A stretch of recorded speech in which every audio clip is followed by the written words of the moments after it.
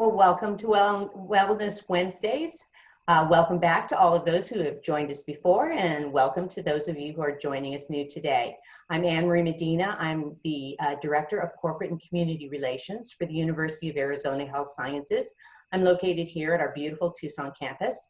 We also have Caroline Berger, who is our Director up at our Phoenix Biomedical campus, and Allison Otu, who serves as our Executive Director. Today, we are going to have a wonderful presentation from Dr. Amy Athey, and she will be speaking for about 20 minutes, and then we'll have time at the end for questions. We will try and get to as many of those questions as we can. If we do run out of time, not to worry, Dr. Athey will be happy to answer those in the follow-up email that we send out. At the bottom of your screen, you'll see the little chat box. Just type your questions into the chat box, and I will ask Dr. Athey those questions as she is finished. Don't forget, you're going to be getting that follow-up email. It'll have all the links in addition to any resources that Dr. Athey mentions today. If there are additional ones that are attachments, I will send out a separate email with those in them.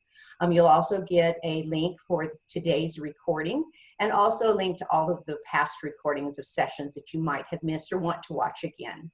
There's also that survey link. Don't forget about that. We'd really appreciate if you would fill out the survey for us. So, without further ado, let me introduce our speaker.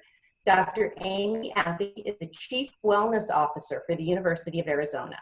She is a licensed psychologist who served previously as the Executive Director of Student Wellness and Retention. Prior to that, Dr. Athey was the Director of Clinical and Sports Psychology in Arizona Athletics. She also led a program along with Dr. Michael Gradner, the Director of the Sleep and Health Research Program, who was one of our previous presenters. And that helps student athletes improve their academic performance and mental health through sleep. As for her new position, Dr. Athey stated, "I am really excited that our university leadership values not just looking at how we treat somebody who gets sick, but how we come together and leverage opportunities to optimize our well-being as members of our community." I'm very excited to hear from Dr. Athey today. Welcome, Amy.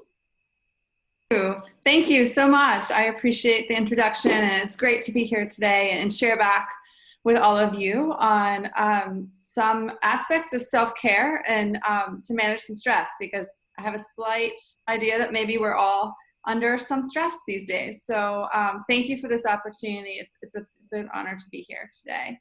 I'm going to share my screen for a slide deck. And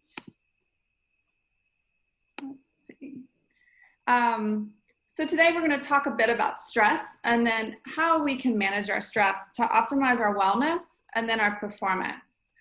I wanted to start off with just the question of why does this matter? And I first share back with you that the notion that one cannot perform if we are not well.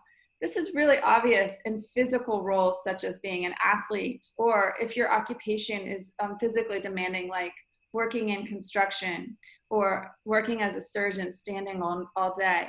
But the reality is, if we do not take care of our wellness, we cannot perform in any role. And this slide really is to capture that. We all have numerous roles that we day to day are working in. Maybe it's a parent, maybe it's a partner, a romantic partner, a friend. It may be as caregiver. It may be as an athlete or working in a specific occupation. So indeed, if we want to optimize our performance or how we serve in any of one of these roles, we have to pay attention to our overall wellness. And the foundation of that is managing the demands that impact us. Some common definitions I thought I'd start with. Stressors. These are those triggering life events or demands. They can be really small, such as a physical stressor, like I stubbed my toe. It could be a larger health stressor that's still acute, like I broke my arm, or a chronic condition, chronic health condition. That's in the physical realm.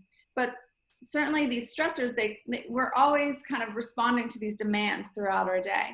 Our reaction, our response is typically referred to as that stress. And the reality is that there's positive stress and negative stress.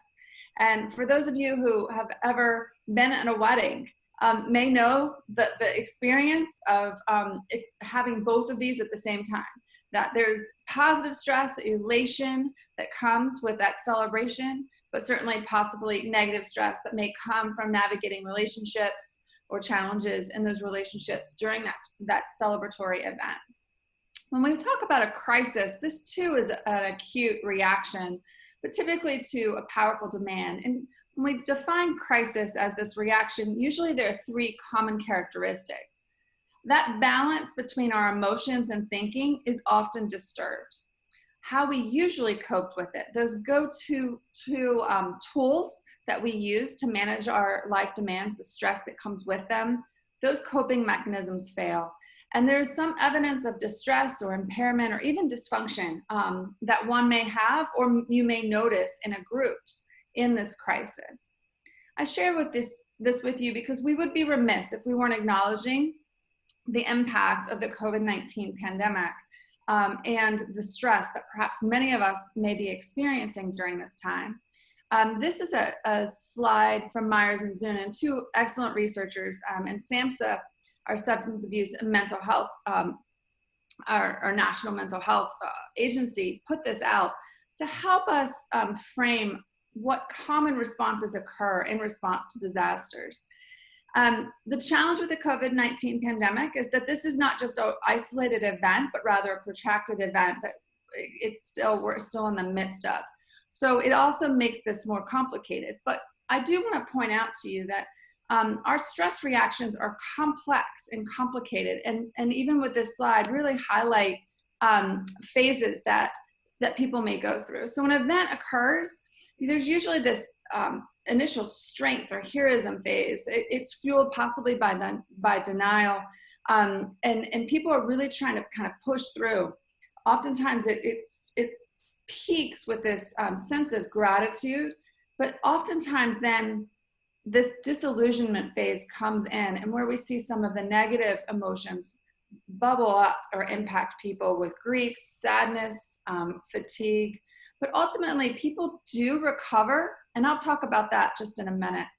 Some considerations about these phases. So oftentimes, initially when that acute stress hits, it's about survival, and it's not about that mental health. But over time, what you'll see is people are still running on adrenaline, and they'll tell you, oh, I'm fine. Or they just won't answer the question if you ask them, how are they doing? Be aware that if loved ones are responding in this way, and you have other indicators that perhaps stress is really impacting them, it could be a false negative in that they may not be fine, but they're just saying they're fine. I mentioned that honeymoon phase, like we kind of got through this, and it's like, oh, thank God we made it. Denial can still be very active and impacting on how people are making sense of their experiences. And this too can be that false negative, that maybe that stress is getting to them. I mentioned that disillusionment where that bottom kind of falls out, and it's kind of like we survived this, and it really has, that stress has a lasting impact. So again, most people recover. And I wanted to highlight this slide from an Institute of Medicine talking about the psychological impact of stressful events. This slide here really captures the range of reactions that people may have to stressful events. Some may have very mild reactions, and they may bounce back by using their support systems or their coping toolbox, if you will. And those mild reactions may be some worry, feeling upset by what's going on. Others may have more moderate reactions, and this distress may impact their sleep, for example, a level of anxiety or worry that's more disruptive. And with some additional supports, they too bounce back and can recover. So we know that from stressful events, humans are resilient by using their social networks, by using their coping, and most recover without the need of treatment such as medications. We do also know, though, stressful events can also immobilize some people, and they've become more impaired. So it's really critical to acknowledge that if you are being more impaired by the stress and that your sleep is tremendously disrupted, it's hard to activate and respond to your life responsibilities during the day, that daily functioning. It's real important to reach out and get that additional support and treatment that helps facilitate your recovery. So I mentioned these common stress reactions and how they impact us. I highlight here 4 common areas where we see people manifest these stress reactions: the physical, cognitive, emotional, and behavioral. Physical, I'll start here. There's a direct connection between that brain body, right? And certainly if we are perceiving something as stressful, if we're thinking on it, we have just a whole host of data that demonstrates just thinking on these things can elevate our heart rate, can increase our breathing, can facilitate muscle contraction, because stress hormones are being released from our bodies and our brain. So when we see these physical stress reactions, we need to take them incredibly seriously. And I noted here that some necessitate medical evaluation. Under extreme stress or even some stress, people's blood pressure goes up. People may report having stressful headaches or tension headaches. They may feel nauseous, faint, or even vomit. So these physical symptoms, we do need to pay close attention to and seek that medical evaluation or treatment as necessary. Cognitive, under stress, we know that people's perceptual fields even narrow. So cognitively, they may not be as flexible in considering a problem or possible solutions. They can be confused. People may report having nightmares, and it may be very difficult to problem solve. So again, this can be a vicious cycle. So if you're really stressed and then it impacts your ability to problem solve well, then perhaps you make decisions that ultimately end up making things more challenging, creating more stress. And as you can imagine, you can kind of get in this bad cycle. So this also speaks to the need of using our support to not only help mitigate the distress that you may be experiencing during this time, but also that helpful person to bounce ideas off and check in with, like, does this sound like I'm thinking through this clearly right now? To have that sounding board is really important. Emotionally, common stress reactions also include that anxiety, irritability. It could be a low mood or sadness, intense depressive feelings. Grief, it could also include just feeling really overwhelmed or not feeling as in control of the emotions as you may have been outside of these stressful events. Then behavior. So all of this impacts our choices and how we behave. And again, this is all very interactive. So what we sometimes see is people coping or acting out, if you will, in ways that were not consistent with how they were acting before dealing with these stressful events. And in these stressful reactions, they may withdraw. So someone who may be real social in the past, but all of a sudden you notice really isn't coming out of their room much or interacting. Maybe real restless or pace. You'll hear people's speech patterns shift. And then you'll also see other behaviors such as increased alcohol use, food. So you may see a change in people's appetites under stress. Sometimes people gravitate to eating more. Under stress, some people actually eat less. So it's really important to kind of self-monitor and check in with yourself. Where are you noticing the stress impacting you and these reactions coming about? So under chronic stress too, it's real important to note the impact on us in burning out and those many roles that I described earlier.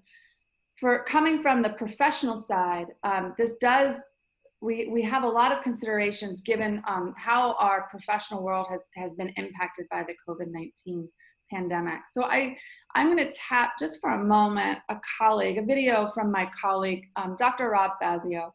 Rob Fazio is a psychologist who works with leaders and performers, mostly in the business industry now. But after 9/11, he and his family went on to start a nonprofit organization called Hold the Door for Others. This was inspired by Rob's father, Rob Fazio Sr., who died that day at Trade Tower 2, holding the door so his colleagues could exit that building. And the mission of Hold the Door for Others is to help people grow through adversity and loss. So they're a great organization. I encourage you to check them out, and they have some wonderful resources about managing stress. But I wanted to take a moment and turn this over to Rob just for a brief clip about managing burnout during this time. Let's see. Anne-Marie, could you just share with me if you can see the screen? Yeah, okay. Yes, I can. Okay, and just let me know if you can't hear the audio.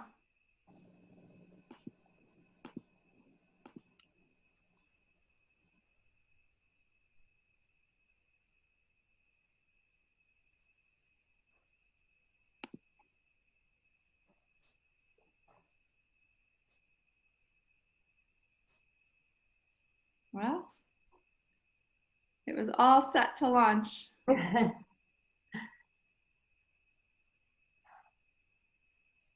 I'm not sure.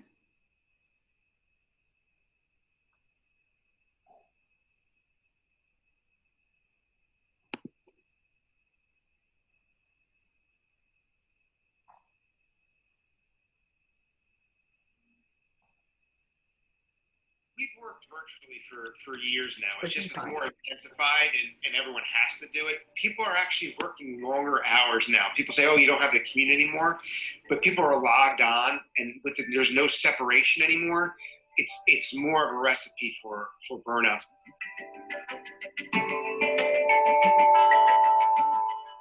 There are a number of signs of burnout.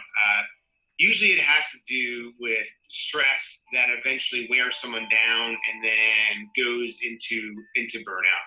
So some of the signs are when you make a shift from being anxious or stressed to really losing motivation, that internal drive, if something becomes too monotonous or the same type of thing they're doing time and time again. So you start to feel yourself disengaging from the work, having less energy. Sometimes even, people can have their emotions get what we call blunted, meaning that they're not as sharp. So with stress, oftentimes emotions can be high or intense. With burnout, you actually have less intense emotions.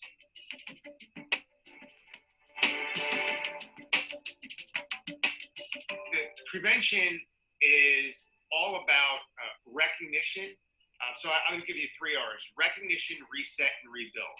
So the earlier you recognize and are aware of some of the signs for yourself around anxiety and stress, the better off you are. The other thing around reset is doing something that resets you, that pulls you away from the work. And then rebuild is doing something to learn or grow. So doing things that energize you, enjoy. And the framework we use for that is learn, laugh, and love. Doing something 15 minutes a day with another 3 categories can help build up your emotional capital, so you have somewhat of a buffer to burnout.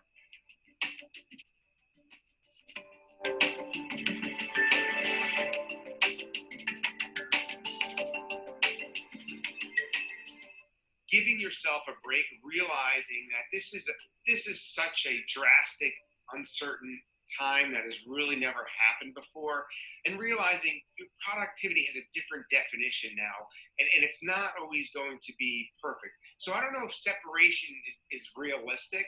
It's more about smart integration and being intentional about that, as opposed to just letting things happen to you.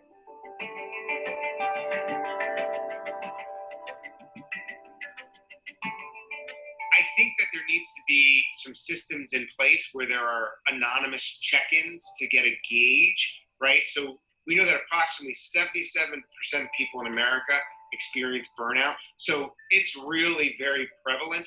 So having some check-ins. One of the misconceptions about burnout is if you give stuff to people that they're passionate about, they won't burn out. That's not true. Because in order to burn out, you have to be on fire. And a lot of times people really enjoy what they're doing, and that leads to burnout. So I think that, having people really enjoy growth opportunities, so making sure there's conversations about about the future, about things that people are interested in. So really understanding what drivers people have inside of them and how you can tap into those so people can take more ownership and self-select and be energized.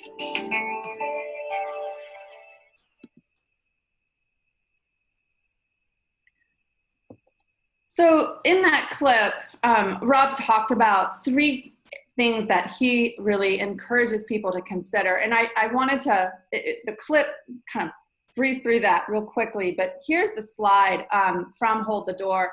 And they really encourage to consider each day, what's one thing you can learn, one thing you can do to laugh, and one thing that you can do to experience love. And when we think of self-care, I really like this framework because it gives us tangible considerations of one thing that we can do. It could be, checking out that new cooking video on that YouTube site. It could be sharing a video call with a friend that you haven't seen and reminiscing on a old funny kind of college story. It also then finding ways to express a passion or share your love with someone in your family. So those are some key takeaways to consider. But also our commitment to self-care needs to be just as comprehensive as we do in experiencing the stress reactions. So thinking about that one thing that could help release that physical tension in your body, or perhaps one thing that can help with the support.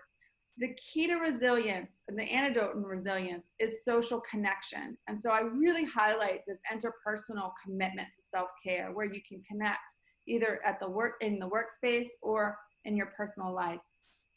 Also connection in spiritual health.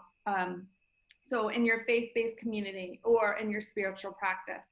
And then that professional component where Rob was talking about that healthy integration these days of our work responsibilities into our personal lives. There are a ton of resources out there. I've shared a few here. CDC has built out an additional website. It just launched in July around coping with the stress. It has a section on self-care. So I encourage you to check out that resource as well. I've mentioned Hold the Door for Others. This is their website. And then there are a couple of hotlines as well as Critical Incident Stress Foundation that really provides excellent resources. So I think we have a few minutes for questions, and I will turn that over to Anne-Marie. Thanks, Amy. That was really amazing. I think that one of the things that our listeners have been asking for is to really have some tangible things that they can do to be able to deal with what they're going through these days. And so I think what you've provided today has given them that. So we do have some questions. It says, one of the things that an employee says is they've requested vacation on numerous times. They've tried to cancel, or they've had to cancel. How can they talk to their supervisor about the fact that they need time off? Mm-hmm. So Rob alluded to understanding people's motivations. And I think whenever you're having conversations, it's important to kind of ask yourself what may be motivating that supervisor. Certainly it could be, in these days, if they're running a business, we know that business owners are certainly challenged by the financial stress on that business and to meet that. So if you know that person may be motivated by money, also reflecting on the time off as an investment to come back to actually improve productivity, improve performance, which we know then can also relate to the bottom line. That business we have plenty of resources to suggest that connection. If it is also a business perhaps that is maybe in the service industry, there's also risk mitigation there, right? So we know that if the people who are burned out, who are sleep deprived, we already talked about impact on decision making. And so there is a risk. So I would encourage you to consider framing it hey, I'm invested here and I want to be my best self and contribute back to the mission of this organization. But in order to do that, then I also have to be able to be well to do that. And you can keep it at general terms and not feel like you have to self-disclose personal, maybe information of what all you're going through with that stress. But speaking in terms of wanting to be well, to be able to perform, could be aligned with that owner or that supervisor. Great. Someone posted, these are stressful times due to COVID. How do you civilly tell someone that they're getting too close physically? How do Tell I someone- get yeah. too close physically? Yes. Mhm. Yeah, so, I think of kind of a progression of behavior. So oftentimes people do respond to our nonverbal behaviors. So oftentimes I've noticed when I've been out, say at the grocery store and I'm in a checkout line, I'll just take the step back away. If somebody comes up to talk as they approach, I will again take that step back to put some distance. And you could also self-disclose, just say, hey, I'm uncomfortable. And you could just say, hey, to kind of normalize the behavior or normalize what you're doing with the other person, just say, hey, this isn't about you. I'm really being mindful of how I'm taking steps to be responsible socially. And so kind of backing up and just coming from a place of you're trying to help the situation rather than suggest that somebody else's behavior is not. So those would be the two things, non-verbally and then being a solution. Wonderful.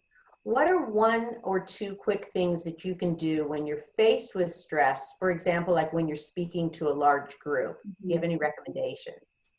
Yeah, the first thing I will say is take deep breaths. And this is also something that I will say that needs practice. We know that in response to acute demands, our bodies are hardwired to meet the demands. And I saw somebody asked about cortisol, for example. There are stress hormones that are released that will increase our heart rate, that will increase our respiration, that will increase that muscle tension, that will shut down the digestion. Mm-hmm. For performance, some of that activation in our bodies is needed. And if you've ever had to perform, for example, in front of a crowd in performing arts or in athletics or even giving a talk, we know that if you're flat, it's hard to bring the energy and execute as you would like. So some of that is good. Too much of it, though, does impair decision making, does impair, it becomes more debilitating anxiety rather than activation. Breathing is that break, if you will, to the activation release in your body. And you can't have the gas pedal and the brake being pushed at the same time. But we also have to practice this. So what I encourage people to do is find a couple of things in their work, in their home, and if you are out driving that are going to be irritants, minor frustrations. And when those things happen, get in the habit of taking 3 deep breaths. So each day you are practicing deactivating. You can also practice it in a specific relaxation session, like 10 to 20 minutes of deep breathing practice a day can be helpful. But you can also find ways to practice it even when you're stressed. Talking about that, there was a question about what are the best wellness practices for children. Would you recommend that as one of them? And do you have any others? I do. And there are a lot of commercial apps out there who have built out tools for kids. And so Headspace and Calm are 2 really popular ones that have mindfulness meditation built out for age, based on the age level of a child. And actually, in full disclosure, my youngest has used that to help unwind from the day and go to sleep. The best practices for children, physical activity, which is really challenging right now as we're in the heat, but also being asked to isolate as much as we can. But as much as we can get out there and move, it's really, really helpful. Monitoring that screen time, which I know as a mom, I I am battling right now. It's really hard, but just mixing in the routines. So creative expression, it could be art, painting, coloring, dancing, doing, taking videos. They play songs and dance and record them. Those types of things can all be really helpful for kids. Wonderful. Do you have any knowledge of any studies that are currently going on at the university about stress that people can join into? Off the top of my head, no, but I have a number of colleagues who are looking at stress related to the pandemic. And so, Anne-Marie, if it would be okay, I can perhaps get the link or contacts for those studies to you on the follow-up email from today. Perfect. That would be wonderful. Another question was, do you have any ideas or examples of how concepts of self-care, stress management, and organizational wellness can be articulated in policy? So they're thinking about school health and wellness policy, like K through 12, as well as higher education. Yeah, I'm aware of a couple of school systems across the country that have piloted and used interventions such as meditation, yoga as interventions for their children. So it's not just focusing on the physical activity component, but also mindfulness interventions. And they've used this as substitutes for other disciplinary strategies and have found significant impact in changing and shifting behavior, as well as other academic outcomes. So I think when we think of overall wellness, those core areas of sleep, we think of also that mind-body connection, right? And we also think of fueling, hydration. You've seen many school systems pull out soda machines, for example, and the sugary drinks and change so we can look systemically. With sleep in particular, you mentioned Dr. Granier, there are a number of school districts or systems across the country looking critically at the school start times. And from what we know in the research, the changes in our kids, there's a difference for a high schooler of starting at 7 a.m. as opposed to an eight-year-old, right? And so thinking critically what we have learned about healthy sleep and then using that data to inform things like start times is also critical. Great. Well, we are out of time, unfortunately. There are a couple of more questions we didn't get to.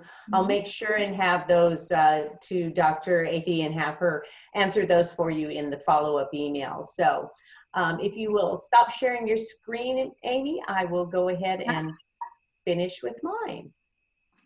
Wonderful. Well, thank you so much. That was really a wonderful presentation with a lot of great information, and we really appreciate your time. We know it's a busy time for you with the university getting ready to reopen, so I'm sure you've got a lot on your plate right now. So thank you, Amy. Appreciate it. Sure. Thank you all.